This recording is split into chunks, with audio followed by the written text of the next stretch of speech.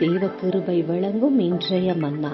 அவர் நியாயத்திற்கு ஜெயம் கிடைக்க பண்ணுகிற வரைக்கும் நெருந்த நாணலை முறிக்காமலும் மங்கி எரிக்கிற திரியை அணைக்காமலும் இருப்பார். மத்தேயு 12:20. கர்த்தருக்கு பிரியமானவர்களே, பல காரியங்களில் ஜெயம் கிடைக்க காத்து கொண்டிருக்கிறீர்கள். கலங்காதீர்கள். நியாயம் கிடைக்கும் வரை பொறுமையாய் காத்திருங்கள்.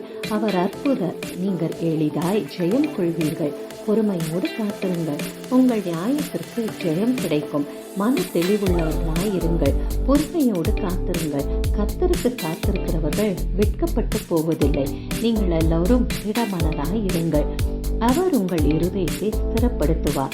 நெடுங்காலமாய் காத்திருத்தல் இருதயத்தை இழைக்க பண்ணும். விரும்பினது வரும்போதோ ஜீவ விருட்சம் போல் இருக்கும். புது பலன் அடைவீர்கள். வாக்குத்தத்தம் பண்ணப்பட்டதை பெறுவீர்கள். ஆகவே நியாயத்திற்கு ஜெயம் கிடைக்கும் வரை பொறுமையோடு காத்திருங்கள். ஆமென்.